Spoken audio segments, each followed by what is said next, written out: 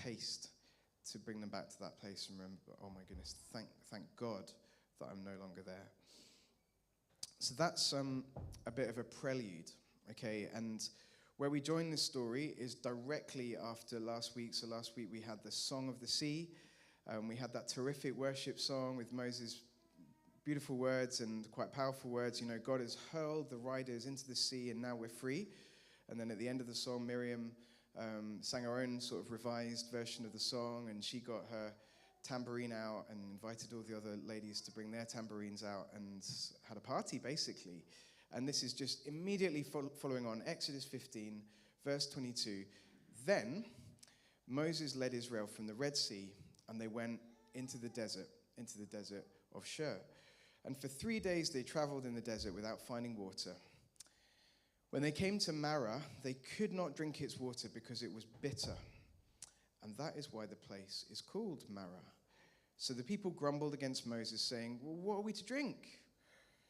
And then Moses cried out to the Lord, and the Lord showed him a piece of wood. This is where the story gets a little bit interesting. And he threw this piece of wood into the water, and the water became fit to drink. And then here on the screen it says, there the Lord issued a ruling and instruction for them and put them to the test. So, what a curious little story to take place immediately after the greatest, grandest miracle in the history of God's people. You know, brought out of the Red Sea, and then this. And we've spoken a little bit about the Exodus, as in the escape, the liberation of God's people, being very similar to baptism. You know, they were brought out of a place of darkness, of not really knowing freedom, of slavery. They went through the waters, and God brought them through the waters into a place of freedom, into a place of purpose. And so many of us, I guess, maybe we thought it, or somebody's told us, or we've had this thing of like, okay, well, if I become a Christian, then my life's just going to get really good. Or at least if I take the step of baptism, you know, I'll be on the right path towards being happier, healthier, just better, basically. But, you know, I'm privileged enough to have baptized a few people over the years. And one of the things that we say to people who are preparing for baptism, and, you know, love maybe some people in the room to think about whether baptism could be right for them in this next season. But one of the things we say is, by the way, after you've been baptized, it tends to be a really hard time. Tends to be spiritual attack, tends to be stuff comes out of nowhere. It seems to be this kind of field day for the enemy. I'm sure some of you are nodding, some of you experienced that, some of you have got friends who've been that. And this is kind of, there's a sort of mirror image of that, what maybe some of us have been through with what the Israelites are going through. You know, as soon as their new life began, like literally no time has passed. It's not like, yeah, they had a few good weeks, you know, just gorging themselves on milk and honey, you know, and then this happened. This happened immediately. They imagined it would be straightforward. They imagined it would be easy. And then straight away, hardship, bumps in the road, struggle, no water for 3 whole days. And then when they do find water eventually and they say, hooray, we found water, it turns out it's completely undrinkable. So they name the place that they find the water Marah, which means bitter. But I don't think this place name is just about the bitterness of the water. I think it's in there. There's a deeper meaning. This story is describing some of the response of the Israelites too. No, immediately, just because they didn't get what they were looking for, they grumbled. They didn't cry out to God themselves. They didn't get on their knees in prayer. They didn't continue to worship in that space. They were filled with bitterness too. And they grumbled and they complained to Moses. And so remember what they've been through. They've been through the most extraordinary miracle just moments before the parting of the Red Sea. Pharaoh's riders hurled into the sea. They've been set free. Was God really going to leave them to die? Just a few days into their freedom. And actually one of the key things of this story is that God was teaching his people to trust him, to cry out to him. You know, a good example of this is a few days ago, Miriam, who we just spoke about, whose name actually means bitter sea, Mara, like Miriam, Mara, and then Yam means sea. She was leading the worship with tambourines. She was singing, "How great is our God, everything's going to be great from here on in," and now she's part of the grumbling crowd. You know, bitterness was taking root, or maybe it had never really properly been dealt with. Some of you will know these stories from the Old Testament. In Genesis, Jacob deceived Esau, and he stole his birthright, and you might think that sounds like a bit of a strange thing to do, but that was a big deal then. You know, be a big deal to do now, just doesn't really come up as much. But being the eldest son, receiving the inheritance, you know, the authority that had, and he tricked him out of it. He fleeced his brother. This was a pretty bad thing to do. So Esau became bitter towards his brother. Bitterness took root in his heart and his life, and he was consumed by bitterness. You know, if you know that story from Genesis, it consumed him, it ate him up. All he could think about, I imagine, with Esau was that, I've got to get vengeance. I've got to kill my brother. I'm going to get him. In the book of Ruth, which again, some of you will know, some of you might not, there's a lady called Naomi, and tragically, she loses both of her sons. And through this, you know, awful situation, this disappointment she goes through, she says, "Don't call me Naomi anymore. Do not call me Naomi anymore. Instead, call me Mara. Call me Mara. Because all I am is bitterness now. That's me. I'm done. I want to be known as the bitter woman." And Jesus said, in this life, you will have trouble, didn't he? And I want to just talk about the difference between disappointment and bitterness. On one hand, disappointment is part of being human. And it's also part of being Christian as well. Life really sucks sometimes. Relationships are difficult. We fall out with each other. We think we've done the right thing, but it all just untangles and goes horribly wrong. And people don't talk to us anymore. Our health can be poor. We lose people that we love. Your brother steals your birthright, you know? Or tragically, like Naomi, somebody in your family dies. Or you get to the other side of the Red Sea and there's nothing to drink except this undrinkable water. Life can be hard. There's tragedy in life. Life is disappointing sometimes. But disappointment itself doesn't need to lead to bitterness. Because God invites us, you know, read the Psalms. God invites us to bring our disappointment to him and cry out and not just push it down, but say, "God, this is awful. Why on earth is this happening, Lord? Please help me. Please come alongside me." Jesus says in this life, you will have trouble. But Jesus also promises to be with us through every single disappointment by his Spirit, you know, the Spirit of comfort.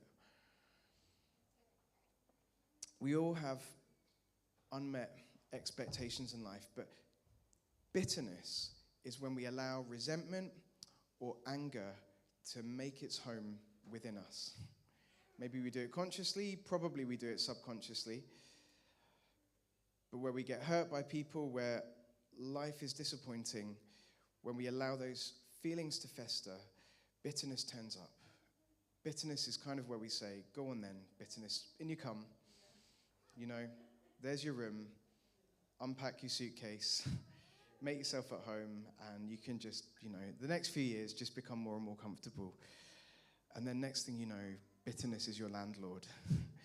And you're just renting a room from bitterness, you know, because it's taken over your whole, it's a squatter, you know. Apparently there's been research that's shown, and don't come at me, guys, okay? The scientists in the room, I haven't double-checked this research, okay?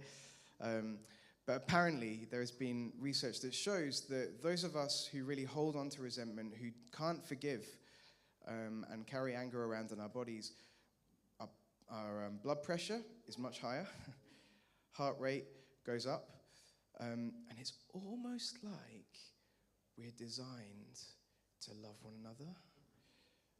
and not to carry around bitterness and anger and hatred and resentment in our bodies and our minds and our hearts and souls. Anybody think it's almost like that? That to carry bitterness around in us is a sickness of the heart. And so no wonder it manifests itself in our bodies from time to time as well. So are we bitter? Turn to your neighbor and say, are you bitter? No, don't do that. One of the things to look out for: are you unable to celebrate the good things that are happening in other people's lives?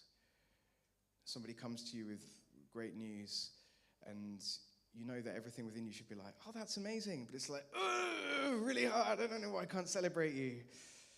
Something that happened in the past, or maybe it's comparison. Somebody brings you good news. I got this new job, or this has happened in my family life. And all you can think about is, oh, they're doing better than me, or I'm doing worse than them, or I should be doing better than them. And you can't stop thinking about yourself when it's just them telling you what's happening with them. Maybe a little bit of bitterness, maybe a bit of resentment that's come up. Maybe it's not even about them. Maybe it's completely disconnected. When we hope that people who've upset us in life, when we hope that they fail, when we hope, I think there's a bit of a taboo about this stuff. I think because we're in church, and most of us who would call ourselves Christians, we're like, we can't talk about this stuff because it's embarrassing. You know, I would never want to talk about the bitterness in my heart because it's embarrassing. But because we don't talk about it, it stays in the shadows, it stays in the dark. We never bring it out, and we never get healed from it. We never deal with it. There are probably most of us in the room who have done these things, who've been unable to celebrate others, who have hoped that people don't get a good thing in life because we're still holding on. I think that's true. And rather than be embarrassed, let's just admit that we are sinful. But Jesus has got plans for us. There's hope in that. There's no hope in not talking about something, never mentioning it, and it's staying in the shadows. Some of you will be aware of the 12-step sort of program of recovery. We've got a brand new CA group that Chris is running on Monday nights, which has got off to a good start. Those of you who are praying, it's been a month running and it's going really well. So you go through 12 steps. Step 4 is a big deal, okay? Sometimes I'll chat to people who are going through recovery, and I'll say, how's it going? How's your week been? And they'll be like, I'm doing step 4 at the moment. Oof. And I'm kind of like, I don't know what that means, but I do know what that means, okay? But here's what step 4 says. Step 4 says, make a searching and fearless moral inventory of yourself. Oof. Who's done that recently? Not me. Some of you have. And the idea, as far as I'm aware, because I've not done this, the whole 12-step thing, is that you examine your heart, that you start with all the resentments that you have, and there's a worksheet, you can find it online, and you basically write down every single resentment that you can find in your brain, in your heart. The person, where it happened, go back to the root of it all, and you bring it out into the light. Isn't it amazing that as Christians, a lot of us don't do this or have never done this? But obviously there's some Christians in recovery, but a lot of people in recovery are not Christians. But they're doing this. Do you not think maybe we could do a bit of this as well? Examine our hearts, bring the focus onto some of our bitterness and resentment, and then not just let it go, but bring it to the cross. Bring it to the cross. Bitterness grows, I think, when we're not looking, when we refuse to examine our hearts. And then unexamined bitterness then manifests itself in all sorts of different ways. Destructive behaviors, not just for ourselves, but for others. Gossip, slander, and worse. And I've been trying to lead with integrity for the first time in my life and think, right, if I'm going to speak about this stuff, I need to start doing a bit of it. And so the last few days I've been just thinking, right, I'm going to do this now, okay. Where are the resentments that I hold? You know, what comes to mind? And then just bring it to God. Examine my heart. And one thing I've noticed is that it's so freeing to recognize the uselessness of bitterness, because it doesn't affect them. All it does is it quenches my joy, and I think it does limit the Spirit's activity in my life. So what's the point? What is the point? The Uselessness of Bitterness by Thomas Dean, my first book. Hebrews 12 says, make sure that no one falls short of the grace of God, and that no root of bitterness springs up, causing trouble and defiling many. When bitterness rises up, it causes trouble, defiling many. Right, so I don't normally do illustrations. Okay, it's not really my thing. I'm not really very good at it. But for one day only, we're going there. Okay, so I want to look at how bitterness changes how everything tastes. Okay, I think bitterness has this kind of dominance over our lives. I think in the Christian life, you can be doing all the right things. You can be going to church, you can be reading the Bible, you can be growing in this, growing in that, growing even in the fruits of the Spirit. And then bitterness comes along, and I don't think it's a little thing. Okay, it's not just like, yeah, everything's amazing. There's a bit of bitterness, but you know, we'll work through it. I think it takes over. I think it clouds your whole vision, and it stops you really from growing in faith. It stunts you. So I thought, what if I took something beautiful, like a proper work of art, a culinary delight? Claudia, please can you bring a Greggs sausage roll to the front? Is there anything more beautiful and more perfect, Lewis, than a Greggs sausage roll? So you haven't had one for days. Wow. Pray for Lewis. And so I'm preparing myself to really delight in this, okay? It's a perfect creation, isn't it? The pastry, sorry? Enjoy it. The pastry, the meat, the setting, the staff at Greggs, everything about it is perfect. And then someone comes along. Tim, do you want to come and give me a hand? I've got some malt vinegar over there. Someone, go on, Tim.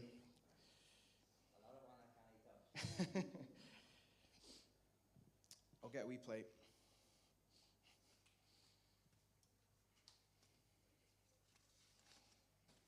Right, let's come to the front just so we can do this. And just cover it.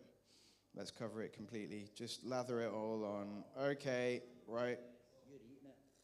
Do we all see this? I mean, technically, vinegar isn't really sort of bitter. It's more sour. But let's just work with me today, okay?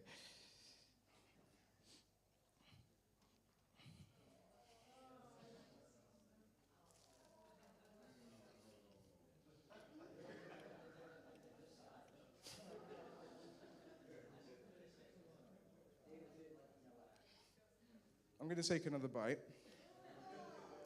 And as I do that, I genuinely want to ask you to reflect on bitterness in your life, okay? Because there's no point in me doing this unless it actually stays in your mind. And next time you find it too hard to celebrate somebody who's going through a triumph or a blessing, I want you to remember me here, eating this sausage roll doused in vinegar, and the effect that bitterness has on our lives. So here's another bite.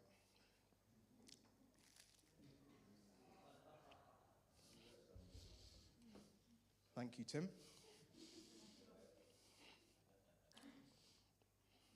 You can have all this good stuff going on. You can be nurturing what you think is a healthy spiritual life, but when you're not looking, that's when it takes root. That's when it grows. And it will completely take over. It will quench your spirit. It is the sort of weed that will suffocate everything good that God wants to do in your life. And Bitterness must be, I think, one of the most common things that holds us back in our faith as Christians. I see it all the time. And I think one of the reasons that it's so prevalent is because we don't talk about it. We can talk about busyness, we can talk about, I haven't read my Bible enough recently. These are all things that we find it okay to talk about to other Christians. We find it harder to actually get the real stuff out into the light. So let's do that. Can we be a church that prays for one another, talks about that stuff without any shame?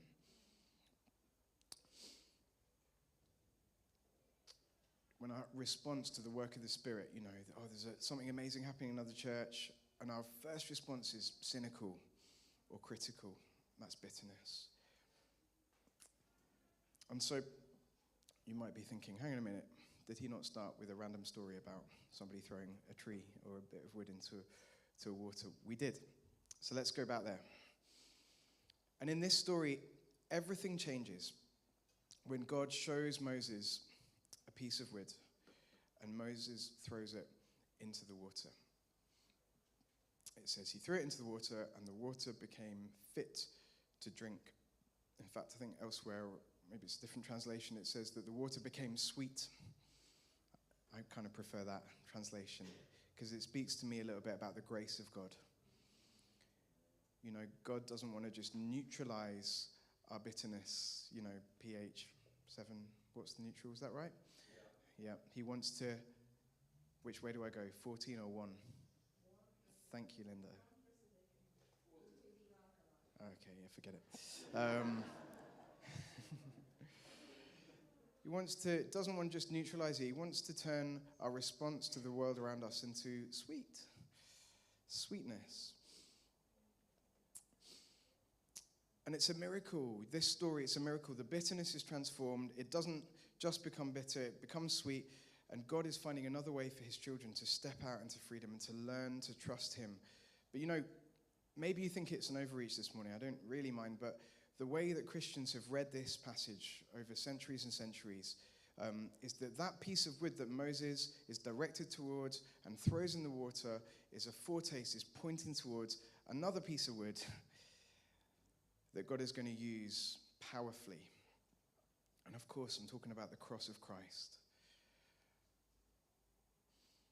I'm talking about the gospel. I'm talking about Jesus himself. Jesus is the only one who can really remove our bitterness. That's what I believe. You can read all the self-help books in the world, Some of them will be great. But if you really want to get to the root of the bitterness, Jesus. We can throw ourselves into that water. We can do our best to sort of figure out all the minerals and neutralize it. Jesus is the only one who can truly do it. How does he do it? By entering into the bitterness of our world and overcoming it by his perfect love. The power of God's forgiveness is stronger than the power of any bitterness within us. He that is in us is greater than he who is in the world. It's talking about the enemy. How does Jesus remove our bitterness? Pours his grace into our life. What does that look like? It looks like forgiveness. We did a whole series on grace last year. The forgiveness that God has given us is supposed to be passed on to those around us. That even the hardest of hearts can know joy through the forgiveness experienced through the cross. Without the grace of God in our lives, I believe that bitterness will dominate everything. It'll become the thing that motivates us and drives us. But there is no bitterness in God whatsoever. And actually just preparing this week, I've been like, wow, that's a cool thought. There is no bitterness in God. It says, Psalm 130 says, Lord, if you kept a record of our wrongs, who would stand? But with you, there is forgiveness. There's no resentment in the heart of God. There is perfect justice, but there is no resentment. And so when Jesus hung on the cross, some of us will know he was offered something, wasn't he? The Roman soldiers offered him something. What was that? Yeah, kind of watery, vinegary, yeah. vinegar sort of thing. It's called gall. Some of you remember that reading through the Gospels. He didn't actually drink it because he chose to endure the pain of crucifixion unaided. It sounds kind of cruel, doesn't it, to give someone vinegar, but actually they were trying to be merciful. They were trying to say, your tongue must be dry, give you some moisture to just get through the next few hours as you're dying in front of these people. But he chose to go it alone.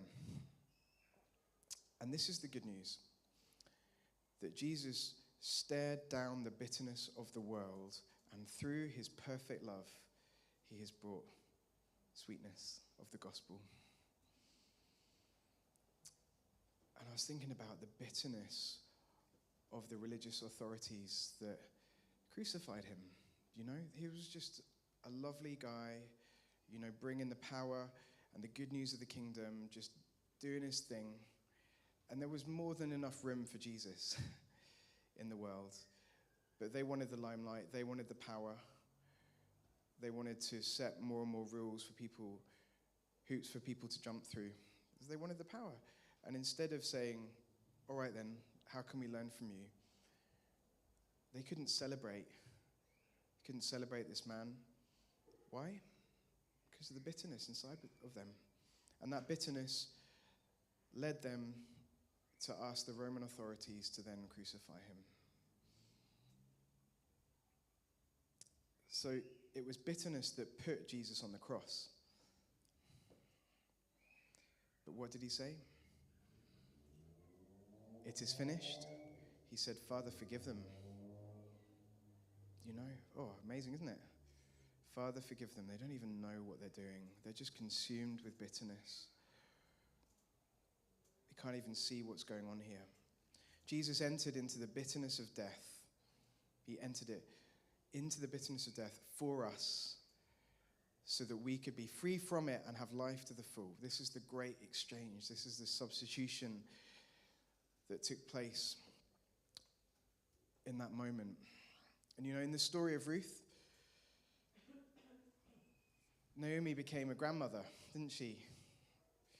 Some of you know that story. If you don't, it's a beautiful story. Go and read it. And that was through an amazing sort of almost miraculous plan that God had put in place to redeem the story of Ruth and Naomi through Boaz. And bitterness didn't define her in the end. Actually, she sort of renounced that name and she worshipped God and she was restored to God's purposes. And the brothers, Jacob and Esau, reconciled, didn't they? They weren't like Cain and Abel. There wasn't death in that situation. There was reconciliation. Who's ever fallen out with a sibling? Bitterness didn't define Esau in the end. There's hope. There's always hope. The Israelites were given sweet water to drink and rejoiced. And my prayer, preparing this week is that none of us in this room, watching at home, whatever, none of us would be consumed by bitterness.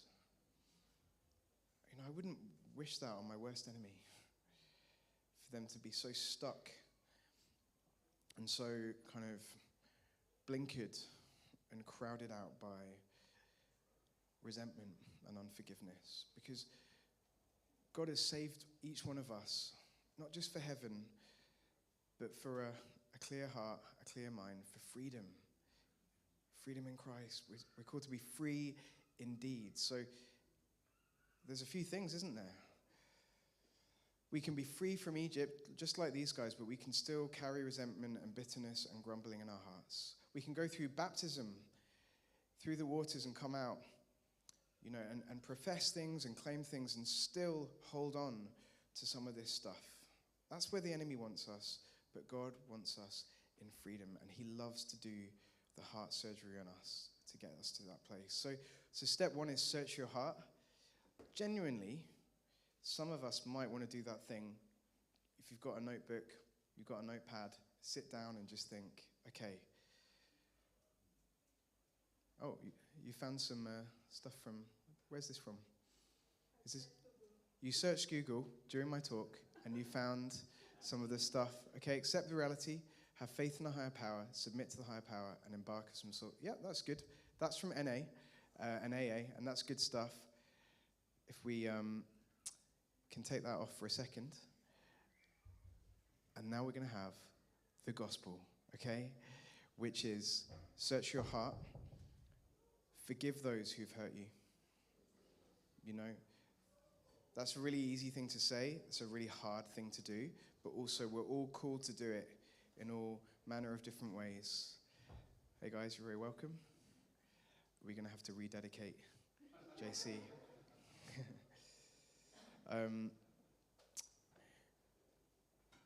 Release those from whom you harbor resentment. So I did a talk on this this morning, and probably it's a very moving story. A guy came up to me at the end of the second service, and he said, how do I forgive someone?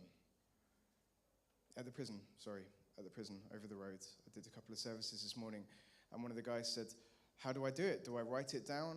You know, what do I do? You know, he just literally had no framework for how to forgive someone, and I said, well, we can do it right now if you want. You know, you just pray, and you say the person's name, and you just say, God, I release them in your name.